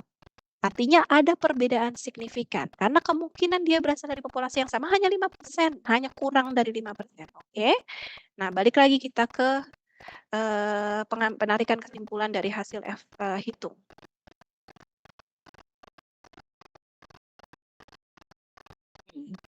Karena F hitung kita tadi adalah 8,43, terus DF kita kan tadi 3 ya, DF1 3 kan? Ya kan, Dava kan? 4 kelompok dikurang 1. DF2 adalah N min K, 20 dikurang 4, 16. Jadi DF1 3 di F216 bertemu di 3,24. F stabil 3,24. Sementara F hitung lebih dari 3,24. Artinya P-value-nya adalah kurang dari 0,05. Kemungkinan untuk penurunan berat badan dari kelompok rendah kalori, kelompok diet rendah lemak, kelompok diet rendah karbohidrat, dan kelompok kontrol, kemungkinan rata-rata berat badan itu untuk berasal dari populasi yang sama itu hanya kurang dari 5%. Artinya kita menolak hipotesis nol yang mengatakan bahwa rata-rata berasal dari populasi yang sama. Kalau kita menolak hipotesis nol, berarti hipotesis alternatif yang kita terima. Hipotesis alternatif mengatakan bahwa minimal terdapat satu kelompok yang memiliki rata-rata penurunan berat badan yang berbeda. Artinya selanjutnya perlu kita lanjutkan dengan uji post hoc. Ya, jadi hasil ANOVA di sini adalah perbedaan signifikan. Tapi kita nggak tahu tuh yang beda tuh di kelompok mana. Apakah yang rendah kalori, apakah yang rendah lemak, apakah yang rendah karbohidrat. Sehingga harus dilanjutkan pada uji post hoc yang akan kita pelajari selanjutnya. Oke, ada yang ingin bertanya? Sebelum kita lanjutkan ke SPSS. Silakan Wenda. Ibu, izin masuk, saya izin bertanya. Kalau untuk hitungan error yang dikuadratkan itu boleh Ibu, kalau misalkan dibulatkan? Dibulatkan. Ya, angkanya. Memang paling aman itu adalah tetap 2 angka di belakang koma. Kenapa? Karena di F tabelnya ini adalah 2 angka di belakang koma. Ya, di F tabel, sehingga sebaiknya adalah 2 angka di belakang koma. Tetapi kalau ternyata ketika kamu bulatkan tetapi hasilnya jauh dari F tabel, misalkan 4, ya berarti itu udah 3,24 sama 4 itu jauh, sehingga kamu bulatin itu nggak ngaruh. Ya. Baik, terima kasih. Nah ya, tapi saran saya sebaiknya nanti di ujian minimal 1 angka di belakang koma, lebih bagus kalau 2 angka di belakang koma ya. Di ujian ya. Oke, 2 angka di belakang koma ujian. Oke, ada lagi? Bagus pertanyaannya teliti. Ada lagi yang mau bertanya? Silakan Dava. Itu yang bertanya untuk yang tadi di perhitungan SSE yang dikuadratkan itu yang mana? Yang dikuadratkan itu adalah yang di dalam kurung. Nah, kita buka lagi. SSE ya. Nah, iya ini di dalam kurung. Jadi yang ini ya. Nah, kita lihat salah satu contoh yaitu kelompok rendah karbohidrat. Jadi ini yang dikuadratkan adalah yang ini nih, Dava. Minus 0,4 kali minus 0,4. Benar nggak? Salah ya, jangan. Oh iya ya. 0,4 kali 0,4 harusnya berapa? 16. Iya ya. 1,6 dikuadratkan berapa? Apa ini salah ya? 2,56. Hah? Oh iya ini. Ya aku bulatin. Ini dia bulatin. Makin panik. Oh ini semua dia bulatin jadi 1 angka di belakang koma ya. 0,4 dikali 0,4 0,16 ya. Ini dia ngitungnya. Dia bulatin 1 angka di belakang koma 0,2. Ya, 1,6 dikali 1,6 2, berapa tadi? Dava? 1,6 kali 1 2,5 berapa? 2,56 dibulatin jadi 2,6 ya. 0,6 kali 0,6 0,36 dibulatin jadi 0,4 dan seterusnya. Kita ambil contoh yang lain ya. 1 kali 1 nih 1 ya.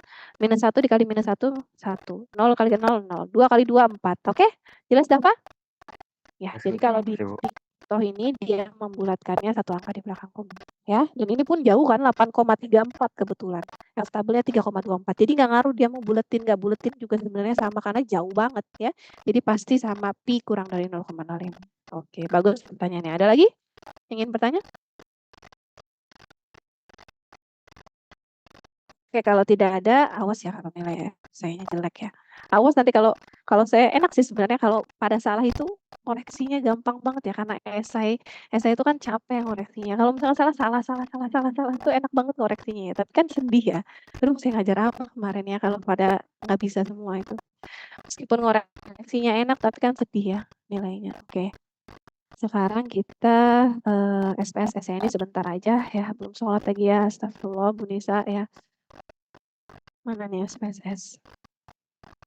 Nah, kebetulan saya sudah memasukkan data ya, mudah-mudahan nggak kehapus. Ntar saya lihat dulu. Jadi nanti kalau pas ujian kalian tidak menggunakan SPSS ya, kalian nggak bisa sih. Kalian akan menghitung manual ya, jadi hafalin tuh dan pahami sih sebenarnya. Nanti pusing kalau hafalan doang nggak paham itu nanti salah ya. Jadi pahami prinsipnya, hafalin tahapan-tahapan perhitungannya, dicoba latihan ya. Nah, nanti ujiannya esai menghitung. Ya.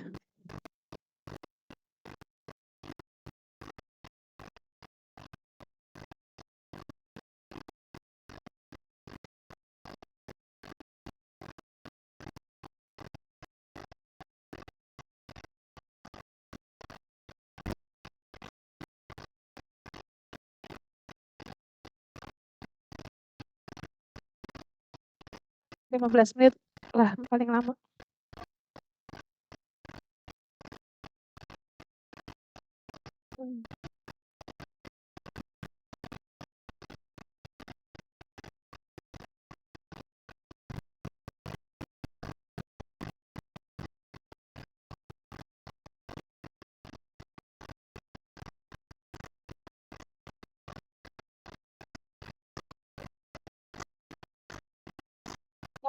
Oh ya, oke.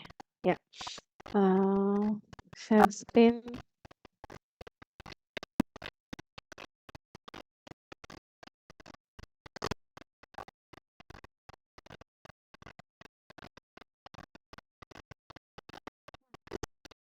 Nah, sudah terlihat ya, ini adalah SPSS ya. Jadi SPSS itu data, ada data, kelihatan ya SPSS ya? Ada data view, ada variable view. Lihat? Terlihat Ibu. Terlihat Ibu. Terlihat Ibu. Ya. Oke. Nah, ini jadi ini agak-agak ribet sedikit sih ya. Jadi di sini saya melakukan pengkodean ya. Di sini ada tipe ya, bagian atas ini nggak bisa ini ya, nggak bisa coret-coret ya. Gimana caranya, udahlah. Ini ada tipe, ada weight decrease ya. Tipe ini maksud saya adalah tipe diet ya. Tadi ada rendah kalori, rendah lemak, rendah karbohidrat sama kontrol. Nah, di tipe ini saya bikin pengkodean ada 1, 2, 3, 4. Ada codingnya 1, 2, 3, 4 ya. Di variable view ini menerangkan bahwa yang type tadi ya, itu tipe datanya harus numerik sih biar bisa ANOVA ya.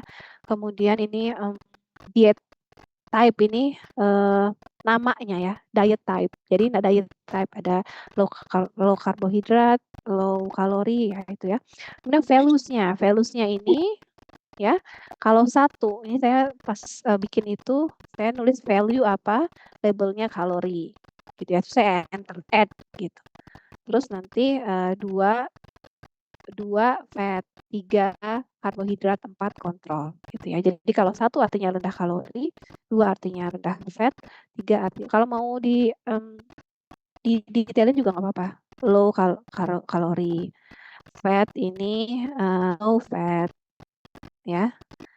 Change ini ya, saya change. Terus kalau karbohidrat, low karbohidrat, enter, control, low, nggak ada low ya, ini memang kontrol. Oke, ya. Kemudian kalau yang weight decrease, ya, kalau yang di name ini nggak boleh spasi ya.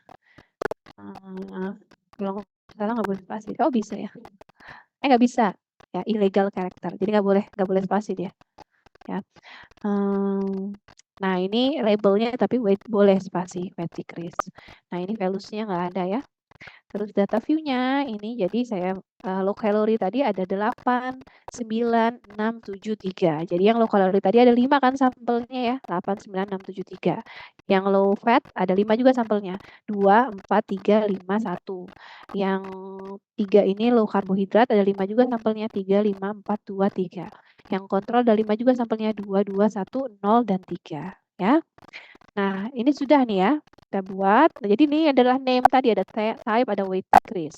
Tapi nanti ketika diolah datanya, hasilnya itu dia akan namanya bukan type dan weight decrease, tapi dia namanya akan diet type sama weight decrease, dan diet type ini nanti akan dibagi menjadi low calorie berdasar low fat, low karbohidrat, dan kontrol gitu ya. Karena di SPSS dia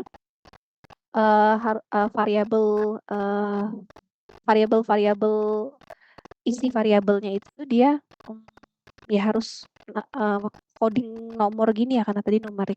Ya udah, pokoknya begini aja. Nah, terus pertama-tama caranya adalah ini kita akan melakukan, ingat sebelum ANOVA ada normalitas dan ada homogenitas varian ya. Nah, kemudian baru ANOVA. Nah, ini jadi caranya analyze, compare means, one way ANOVA. Ya, kemudian dependent list ini kan berarti variabel terikat ya. Variabel terikat itu adalah variabel yang terpengaruh oleh perlakuan kita. Yang terpengaruh adalah daya type atau weight decrease. Bu, maaf Bu, nggak keluar Bu. Terus keluar, waduh, gimana nih ya? Nggak keluar ini pilihan one way ANOVA-nya. Kalau SPSS kalau di share screen itu kalau kita milih itu nggak keluar Ibu. Harus yang ini kali ya, harus yang whole screen ya. Itu nggak? Mungkin Bu. Gimana ya caranya? Entire screen. Entire screen kali ya. Share screen. Saya lupa lagi cara entire screen. Gimana cara entire screen ya? Nggak ada lagi. Desktop ya. Ini kelihatan nggak? Kelihatan ya. Oh, oke. Kelihatan ya. Ya, ini one. Saya ulang ya. Analyze, compare means, one way ANOVA. Ya, kemudian dependent list itu kan berarti variabel terikat. Variabel terikat itu adalah variabel yang berubah dengan pelakuan yang kita lakukan. Apa itu, Dava? Dye type atau weight decrease dependent list-nya? Ini Bu, apa Bu? Oh, yang lain kan itu udah belajar. Yang lain ada yang tahu? Iya, siapa yang tahu? Diet type. Iya. Nah, diet type itu kan yang dirubah-rubah sama kita kan. Kalau kan ada variabel bebas, ada variabel terikat. Variabel bebas itu yang dirubah-rubah oleh peneliti. Yang dirubah-rubah kan jenis diet. Ya, ada yang rendah kalori, ada yang rendah karbohidrat, ada yang rendah lemak ya. Nah, kalau variabel terikat itu adalah variabel yang terpengaruh dengan perlakuan kita. Sehingga variabel terikat atau bahasa Inggrisnya dependent list itu adalah yang terpengaruh. Yang terpengaruh adalah penurunan berat badan. Ya kan? Penurunan berat badan kan yang dipengaruhi oleh jenis diet. Ya nggak? Paham nggak? Buka lagi ya.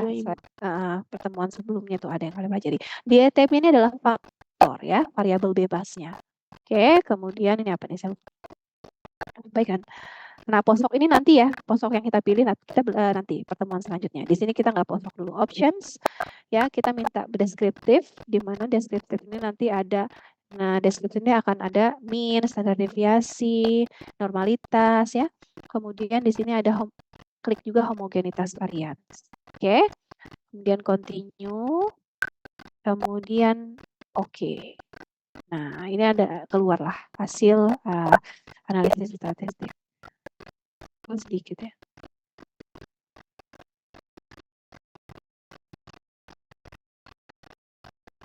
Bentar, saya ulang. Sepertinya harus dirubah dulu, maaf. Sepertinya ya sebelum itu sepertinya harus analyze, descriptive analysis dulu, explore ya. Descriptive analysis yang harus di setting dulu nih. Daya type-nya, tadi daya type-nya adalah terlist ya, weight decrease-nya adalah dependent list, kemudian option, statistik, salah, plot. Nah, ini klik normality plot with test, ya.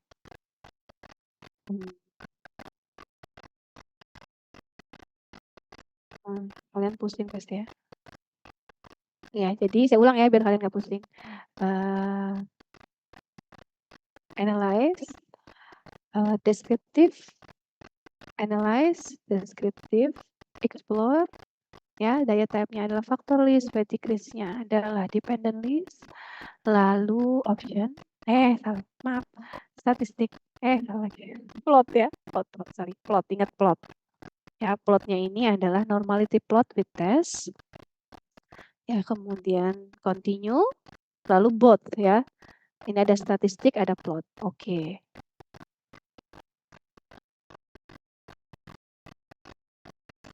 Kemudian, aku nggak keluar ya. Masih korupsi. Mana sih nggak keluar ya? Masih loading.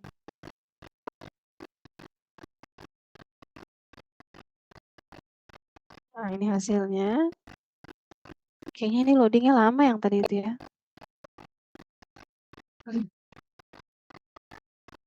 Oh, error ya. Sorry ya. Bisa. No. Sepertinya saya tidak sabar banget ya. Wah, hilang.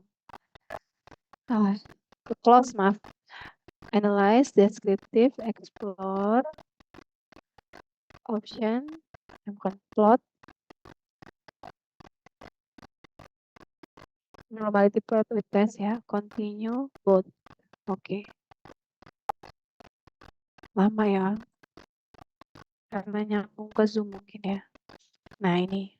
Nah, ini deskriptifnya ya. Jadi min yang tadi kita hitung 6,6 kan, sama kan tadi ya? 6,6 juga kan, yang lainnya saya nggak ingat. Terus nah, ini normality testnya. Biasanya Shapiro-Wilk ya, kalau jumlah kelompoknya kurang dari berapa gitu saya lupa ya. Itu Shapiro-Wilk. Jadi kalau jumlah kelompoknya lebih sedikit itu kita pakai Shapiro-Wilk ya. Nah, ini Shapiro-Wilk ini nilai P-nya harus dari 0,05 sehingga dia berasal dari populasi yang betul sama ya normalitas. Jadi justru ini harus P lebih dari 0,05 kalau yang tes normalitas. Nah, ini grafik ya, low calorie itu grafiknya. Biasanya kalian perlu memasukkan grafik ini grafiknya. Low calorie, minnya ini low fat, low carbohydrate, control. Nah, itu adalah homogenitas varian. Itu adalah normalitas ya. Nah, kemudian kalau untuk uji homogenitas dan ANOVA-nya, analyze, compare means, one way ANOVA. Ya, ini udah tadi. Kemudian options, ini kita minta homogenitas varian, continue. Oke. Nah, baru muncul semua sekarang ya. Sebenarnya di sini langsung tadi yang hasil tadi itu masuk juga. Yang tadi kita udah hitung ya. Deskriptif tadi itu adalah hasil yang pertama kita minta, normalitas. Nah, di sini, ini yang jadi yang pertama kita minta itu udah muncul di atas digabung dengan yang kedua kita minta. Yang kedua kita minta adalah homogenitas varians dan ANOVA ya. Jadi ini ANOVA-nya nih. ANOVA-nya tuh.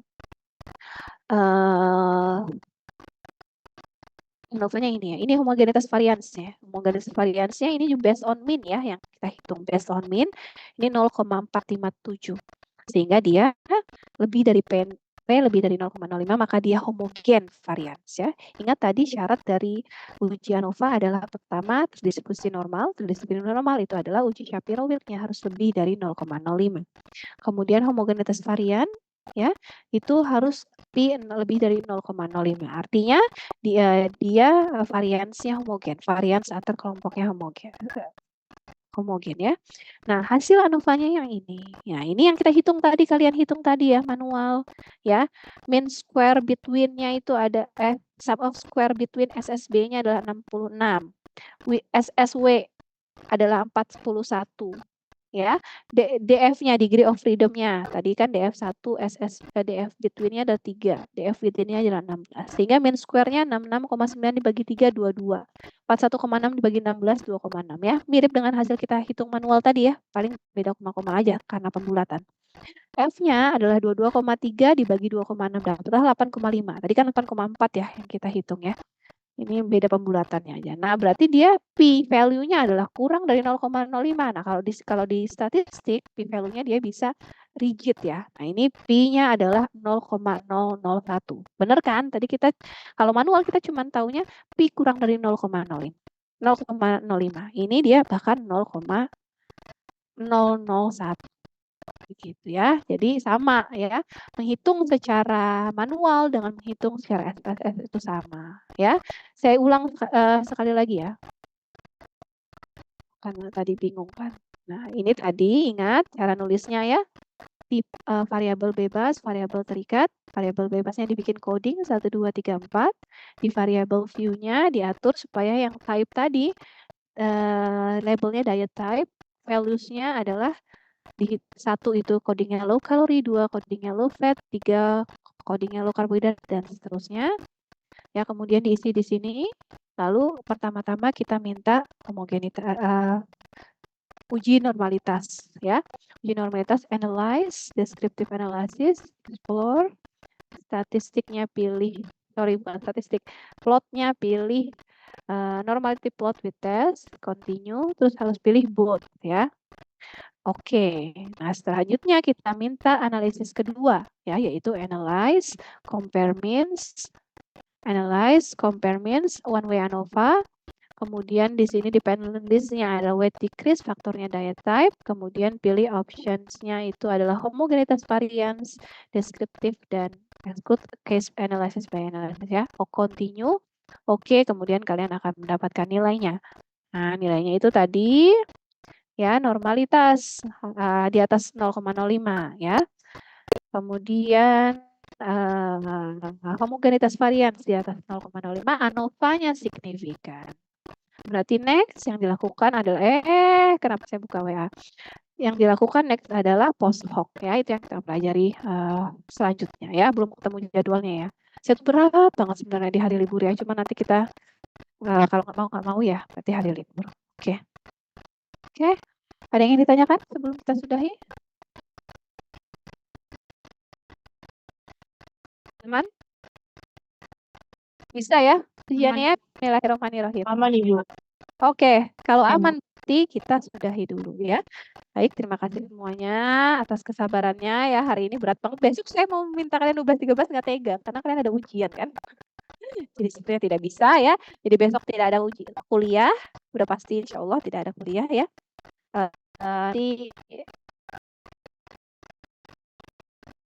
Oke, kelas RA saya panggil lagi. RA itu yang belum Mufidatul. Langsung bilang ya kalau ada, ya. RA Mufidatul, Teresia Sarah, Muhammad Irham. Hadir. Nggak ada ya? Hadir. Siapa? Teresia Sarah, ya. Yang hadir Teresia Sarah. Udah, nggak ada lagi, ya. Itu bukan Teresia Sarah, Safna, sorry. Safna Salsabila. Safna hadir. Safna ada? Safna hadir, ya. Jadi yang tidak hadir adalah Mufidatul, Muhammad Irham. Oke, udah itu aja, ya. Udah, ya, tidak diterima tambahan. Ya, langsung saya strip-strip, ya, yang tidak ada, ya. Nah, kelas RB. Langsung bilang ya kalau ada orangnya, ya. Kelas RB. Hadir semua. Kelas RC. Ria Ayu Risti, ada? Tidak ada, ya. Aisyah Amelia. Ada Aisyah Amelia? Hadir, Ibu. Hadir, oke, hadir. Elviera ada? Hadir, Ibu. Hadir. Dianov ada? Dianov ada? Di sini, Ibu. Diana sudah keluar ITERA, Ibu. Oh iya, makasih. Ya, udah, ya. Cuma Dianov doang, ya. Semuanya datang, yang lain. RD. Ardia Citra. Ada Citra ada? Tak ada, ya. Melvina Hutabalian? Hadir, Ibu. Hadir, oke. Adila, RA Adila? Hadir, Ibu. Hadir.